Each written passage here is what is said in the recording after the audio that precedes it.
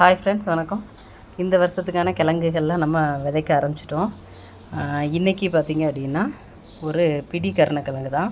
இங்கே பாருங்கள், நல்லா தளைஞ்சிடுச்சு, சூப்பராக தளர்ந்துருக்கு.